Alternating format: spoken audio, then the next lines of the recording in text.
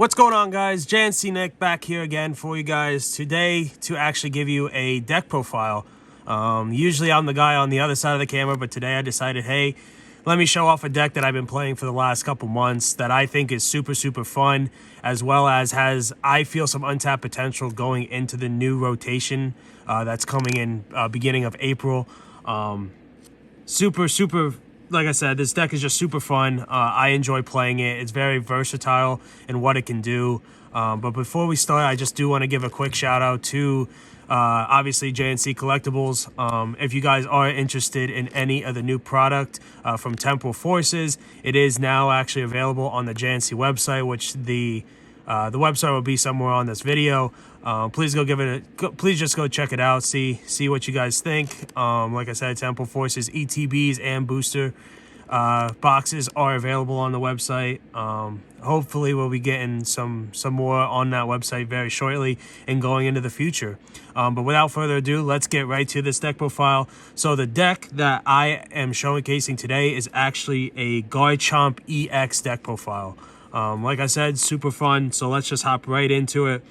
So starting off, we'll start with the main boy himself. We got 4 Gibble, 4 of the basic Pokemon. Obviously, need to start. I play 1 of the middle evolution for Gabite. Got to play around the D-Evo in some capacity, so I just play the one copy. Getting right into it as well, it's also nice that both of these are only 1 retreat cost. It's nice that everything other than a card that's coming up is low retreat cost for the most part. And then obviously the boy himself for Garchomp. So for those of you that don't know what Garchomp actually does, so for one, it's a 320 HP, stage 2. The crazy part is it has 0 retreat cost, which I feel is very crazy. And then its attack literally just takes 1 fighting energy, which does 160, and then it loads your bench, and then you could attach from your discard pile up to 3 basic fighting energies to your Pokemon any way that you like. So it just helps facilitate getting things on so you don't get bossed out. It's easy retreat cost. And then the second attack, which is what brings a lot of versatility to this card, for 2 colorless energy, you could snipe 120 to a bench Pokemon. So that way, late game, early game, whenever you feel like there's a problem that's building in the back, that you could snipe it preemptively. So it does bring a lot of versatility. I think after rotation, there is some untapped potential, which I'm going to still be theory crafting with this deck. Hopefully it does take the next step, but I do think there is some potential there. Basically because of the 0 retreat cost and then the little cost it does to start the attacking with it. With Garchomp, unfortunately, though, I do feel like you do need a second attacker. With its only 160 base, it's basically a setup Pokemon, so you use it early game to set things up for your late game pushes. So with that second attacker, I actually am going with the 2 Larvitar, 2 Tyranitar EX line. Super nice, obviously goes with Garchomp hand in hand because it does take fighting energies to attack. And then I'll just explain this Pokemon a little bit. For the first attack, it takes 1 energy, it does 120, and then you discard the top 2 cards of your deck, which might come up a little bit later for a card that actually facilitates this at all times once it's in the discard pile. But then the main attack is for 2 fighting energy. It does 150 base, and then if there's any Pokemon with damage counters on the bench, it actually swings for another 100, equaling this to attack for 250. It's super powerful, as well as why it works well with Garchomp as well. Garchomp, like I said, early / mid-game attacker. It will get swung into. There's very little things that could kill this one shot, and then with 0 retreat cost, you just retreat it to the bench, bring this out, and then you fulfill the requirement with Tyranitar to be able to swing for 250. So it does actually work kind of hand in hand. I do like this line very much. But yeah, so this is the second attacker that I decided to go with. There is other attackers. Shout out to Cole, actually, because he is the one that introduced me to this deck. When I was playing, he was actually playing a line with Lucario, excuse me. So he was actually playing a Lucario line. So he was playing two Lucario, and then as well as the Groudon line. That is very good. It's just personal preference at this point. I like Tyranitar. It gives a little bit more of a punch. It doesn't take as much setup with only needing 2 energies. So that's why I decided to go with this line. But there is other attackers that you could actually use with Garchomp as well. But with this deck, I also do feel it does need Stage 2 deck needs some sort of draw engine, consistency engine, so I go with the Tuba Doof, Tuba Barrel line. Obviously, draw until you have 5 cards in your hand. Not much more that needs to be said. What can be said is sometimes it stinks because it's 2 a treat cost, so they lock it. But with Garchomp, you could preemptively load this up for free, so that way it doesn't get locked in your active.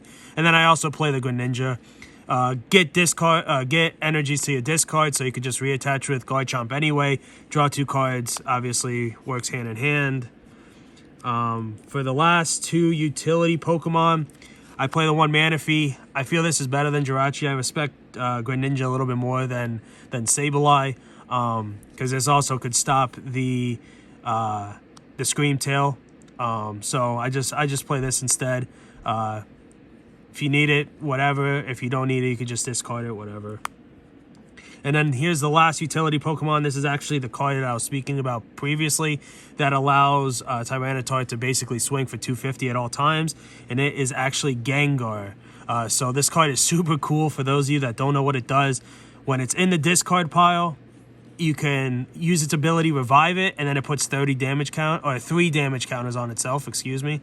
So that way, basically, it's in your discard. If they snipe something that does have damage counters, then this could come out. And then if they keep trying to snipe this just keeps coming back out to allow Tyranitar to attack for 250. So it's also really nice. If you're wondering how do I get it to the discard, obviously, like mentioned before, there is the off chance you could Tyranitar attack for 120 and then just kind of get lucky and mill it. But then there's other ways coming up that you could see that this card can actually get in the discard quite often. So that was it for the Pokemon. So we'll hop right into the supporters. This card is insane. For Irida, literally searches Garchomp for a candy. There's the Ivan quote unquote kind of does it, but this being able to search a water Pokemon and an item is insane. So like I said, literally searches Garchomp for a candy.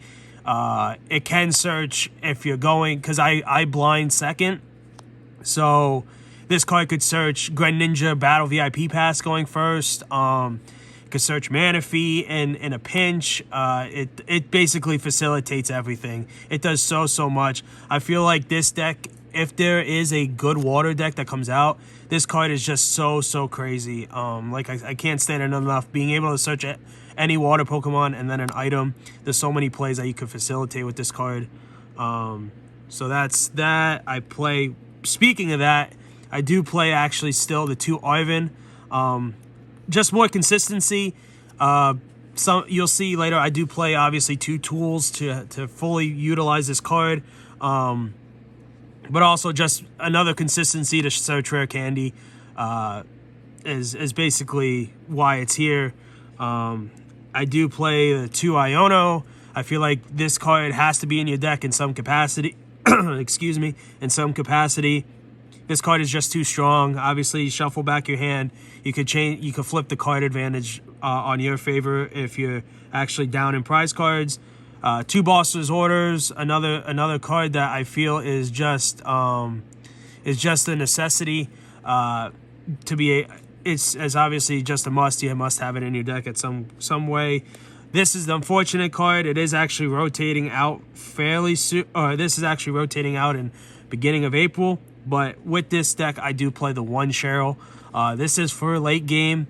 It is kind of crazy when you get a multiple Garchomp set up where you swing with the first Garchomp, it gets hit, you retreat, you swing with the other Garchomp, that gets hit. They think they're about to get over the Garchomp, basically lock, and then you just Cheryl. So what Cheryl does is it removes all damage counters from your evolution Pokemon, and then you discard their energies. But if you have Cheryl energy, it allows you to remove the damage from your Garchomp, remove the energy. You still slap an energy underneath if you have one in hand, and then Garchomp swings and just put all the energy back anyway. So this card is actually super crazy. It is definitely a momentum changer in late game for this deck. I am actually kind of sad that this card is rotating out, but it is what it is.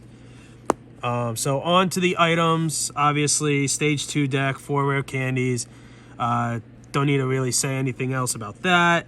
For now, obviously, 4 Battle VIP Pass. Once Buddy Poffin comes out fully, I'm not sure if I'll change it. I might change it still because Buddy Poffin obviously allows you to use it at any time. But until then, 4 VIP Pass, you have to play it. It's nice as well. Irida searches this, your first turn going second. Arvin searches this, so just maximum consistency ways of seeing this card, because if one person sees it and the other person doesn't, the person that doesn't see it is unfortunately at such a big disadvantage. We do play 3 Ultra Balls, search any Pokemon in your deck, and 2 Nest Balls, place any basic from your deck to your bench. So yeah, so that's basically those. Oh, and yeah, that's also something else. Another way to discard Gengar, awesome discard fodder. It's nice when you just discard Gengar. It's like you're losing a card, but not really, because you kind of want it in the graveyard or in the discard pile anyway. 2 Earthen Vessel, another way to discard Gengar, which is nice to keep that in mind. Searches 2 energies, facilitates Greninja, allows you to draw and then go from there. For the 1-of items, we play 1 Super one Super Rod, put cards back. 1 Switch. Sometimes I do feel like it's necessary, just in case something doesn't have energies and they do lock you. And then the 1 Escape Rope. So this obviously is another card that's getting rotated out. I'm not sure what I'll change this for. It does come up. Basically, if you're playing a Charizard player and they don't know what Tyranitar is or does, that they don't know that it's an electric. I actually won a game like that where I escape roped. He looked at my board. He's like, he had basically a choice between Manaphy and Pidgeot. He decided to go Pidgeot because it's 0 retreat cost, and then I had Tyranitar rare candy in hand to just one-shot it if that was the misplay that he did, which he ended up doing. So it does catch some people off guard if they don't know what your cards do. And then for the tools, I play 1 Vitality Band and then 1 D-Evo. I feel it's definitely necessary again for Charizard matchups and all this other random Stage 2 decks, even Chien-Pao with Baxcalibur, things like that. Vitality Band, you might be thinking is a little weird. It is also for the more of the Charizard matchup, and as well as different random matchups. Because of Garchomp only swinging for 160, its base output attack is kind of low. Adding that 10 damage actually does a lot, because it takes a Garchomp attack on a Charizard from needing to hit Charizard 3 times to dropping it down to only having to swing at it twice. So then you can get to the prize swing, the attack swing, to be able to KO Charizard. So that's why it's in the deck. It is actually kind of important. And then for the last thing, I play 10 basic fighting energies. Yeah, obviously facilitates everything. You need as many as you can. I feel like 10 is a good number. So that's pretty much what I went with. Yeah, so that's pretty much it for this Garchomp EX deck profile. I hope you guys did enjoy. I will be visiting this deck after rotation. I have some ideas already in mind that I'm cooking up. So please, down in the comments, let me know if you would like to see it. Also, just when you're down there, just let me know what you like to see in the future as well. I'm trying to get this channel taken off a little bit, and I'll see you in the next one. Peace.